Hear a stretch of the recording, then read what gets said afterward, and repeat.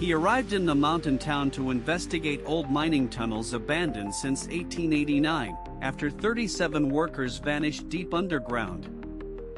Locals avoided the mountain.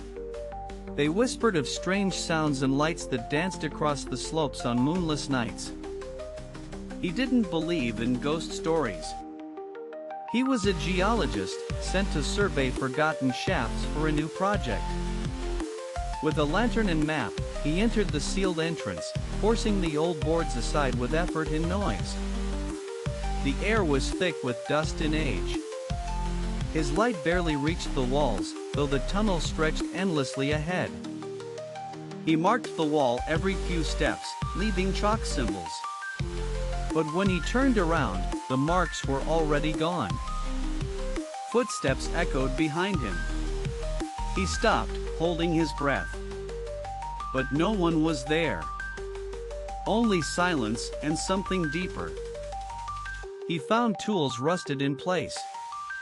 Helmets, torn coats, and boots all left behind, as if the workers vanished mid-shift. A metal elevator waited in the dark, doors half open. It groaned to life when he touched the lever. As he descended, the mine whispered. Faint voices murmured his name. He gripped the rail, heart pounding.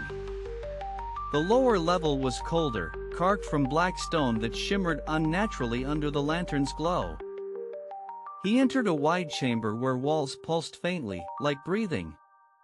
Symbols moved across the stone, though he hadn't touched them. He recorded a video, but the screen stayed black.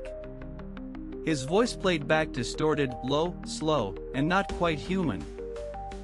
In the center lay a hole that dropped deeper than light could reach. From it came a humming sound. Something stirred far below. He felt it, not in sound, but in his bones. Like the earth had a heartbeat. He tried to climb back, but the tunnel seemed longer. His lantern flickered. Shadows moved just outside the circle of light. A figure appeared ahead, wearing a miner's helmet and no face beneath it. Then it turned and walked deeper. He followed, unable to stop himself. The tunnel bent and twisted in ways that made no sense. He saw the same markings over and over again. Symbols looped, rearranged, and glowed red when he passed. A voice behind him said, "You're early." He turned, but no one stood there, just his own footprints disappearing. His clock had stopped. The date had changed.